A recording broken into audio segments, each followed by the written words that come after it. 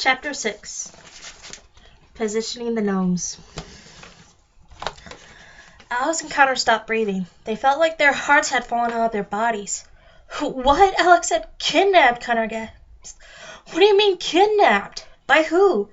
Alex covered her mouth in horror. Connor frantically shook his head from side to side, not wanting to believe it.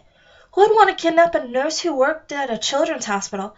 How much danger was she in? The situation must be bad if soldiers and fairies from another world were staying in their house. Their grandmother closed her eyes tightly. I don't have time to explain, she said softly. Connor turned bright red. What do you mean you don't have time to explain? He shouted. You gave us that information and expect us not to have questions? Their grandmother looked down at them sternly. I'm expecting you to trust that I am handling it to the best of my ability, she said. We're not children anymore, grandmother. You have to tell us what's going on, Connor said. He had never had a reason to raise his voice to her before in his life. I know that, and that's why I'm being honest with you. You deserve to know the truth. There is much to discuss later, but right now, the less you know, the better. Is that understood, Grandma said. They didn't respond, because they didn't understand or agree one bit. Buster barked up at the fairy godmother. Oddly, he hadn't been fazed by the newcomers at their home. Grandma, please. We need to know what's going on, Alex managed to say through her tears. He'll have to wait. Right now, I need to speak with Sir Lampton, Grandma said. What does he have to do with anything? Connor asked, remembering the friendly head of Cinderella's royal guard he and his sister had met in the fairy tale world. Grandma bent down and looked into Buster's uneven eyes, and the dog sat up straight. The twins had never seen him look so obedient. Sir Lampton, have you seen anything strange or out of the ordinary? Grandma said. Connor glanced over at Alex. Had their grandmother lost her mind? Did she forget dogs couldn't talk in their world? And why on earth is she calling him Sir Lampton? Buster barked a single bark at her and nodded, as if he had understood perfectly. Oh, forgive me, Grandma said apologetically, and waved her wand toward the dog. Speak. A flash of light traveled from the tip of her wand into the dog's mouth. Buster began barking, but sound slowly morphed into the sound of coughing. Human coughing. Pardon me, the dog said. My word, it's been a long time since I had to pronounce anything. Both the twins gasped. They weren't strangers to talking animals, but hearing their own dog suddenly speak left them completely flabbergasted. Nothing out of the ordinary at all, the dog said. Sorry I left for work this morning. It hasn't been home since. Sir Lampton? Alex peeped through the hands covering her mouth. Is that you? You're our dog, Connor said. Indeed, children, the dog confessed and lowered his head. I'm sorry I couldn't reveal my identity to you. Your grandmother wanted someone looking after you, but thought having a soldier living in your house would cause you to worry. So she turned me into a dog. Connor turned to his sister and reddened by the second. We can't even have a dog without it being a magical conspiracy? It's been very challenging, Sir Lampton said. Dog food and cleaning oneself are things I don't think I'll ever get used to. And the urges to taste and smell absolutely everything are quite bothersome. But for you two, I would walk to the ends of the earth. It was a sweet sentiment from their late father's friend, but the twins didn't have any room for gratitude in their heads. Did you know about this, Bob? Alex asked. Bob had been so still the twins had almost forgotten he was there. He had turned a pale shade of green and was holding his stomach. It was clear by the horrified look on his face he had nothing to do with it. This was the first talking animal he had ever seen.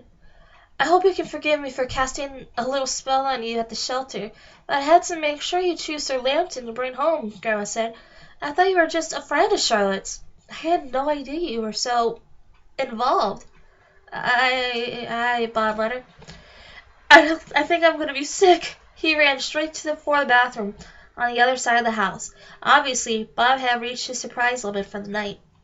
This whole time, we thought we had a dog when really we had a babysitter, Alex asked, trying to wrap her head around it. A protector, not a babysitter, Grandma said. A protector from what? Connor asked. Their grandmother and Sir Lampton looked at each other.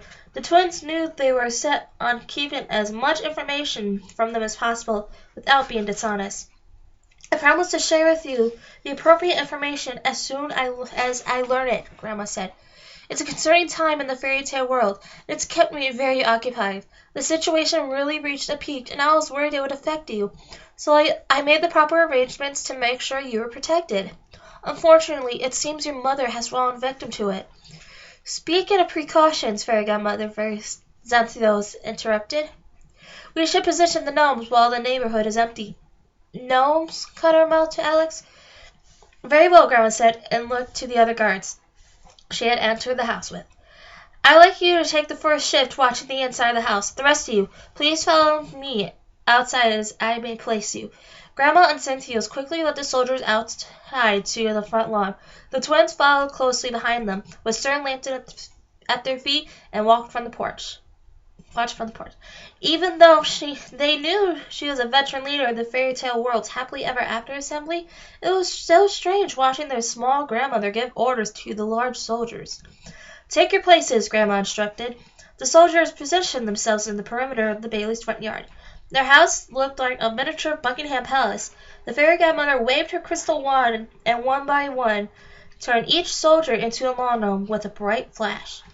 They all had pointed red hats and white beards. They look just like the gnomes in our neighbor's yard, Connor said. I almost tripped over one today. That was a soldier, actually, Sir Lampton said, down by his knee. He's been watching the outside the house for a couple months. Creepy, Connor said. What's going on out here? Said a sweaty, green-faced Bob, stepping out of the house. Where did all the soldiers go, and where all these gnomes come from? You just answered your own question, I'm afraid, Alex said. Bob's eyes darted around the front yard as he understood.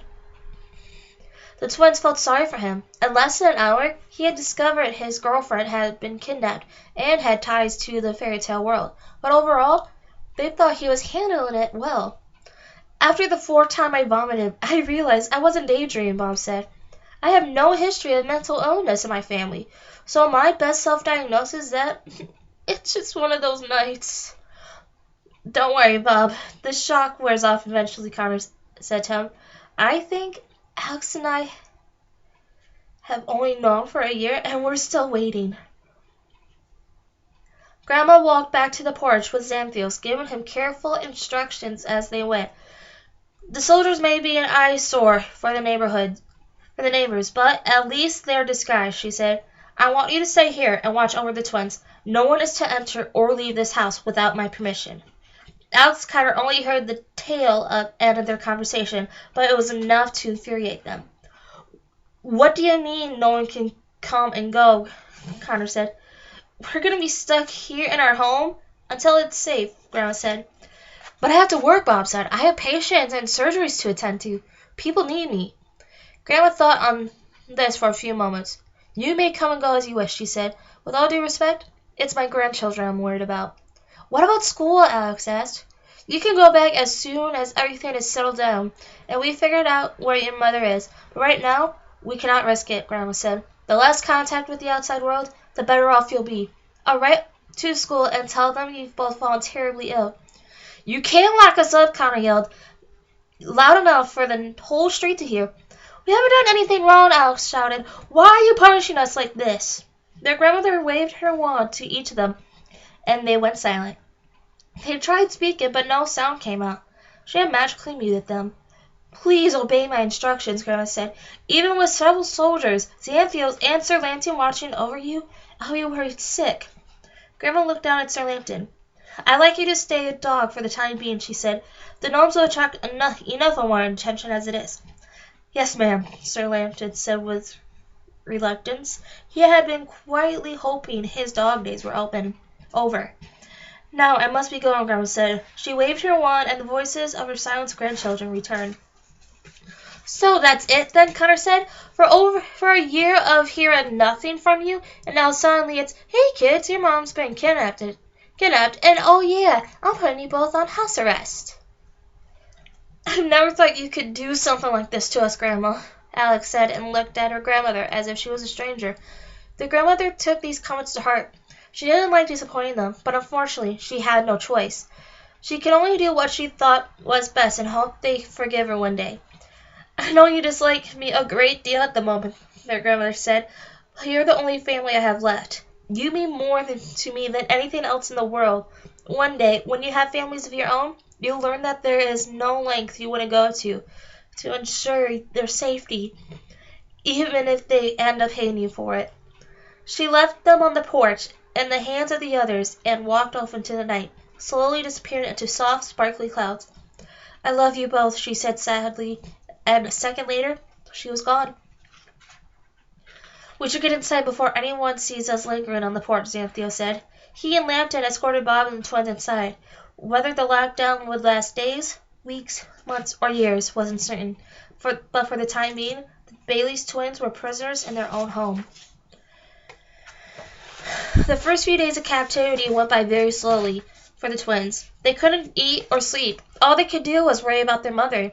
The questions that haunted them the most, however, was why she had been taken.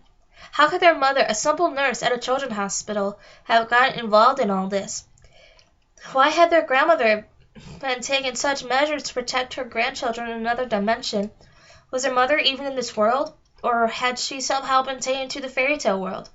Xanthios and Lampton were tight-lipped about the whole thing. Despite the daily pleas for the twins to tell them something, anything, they insisted no news was the best news.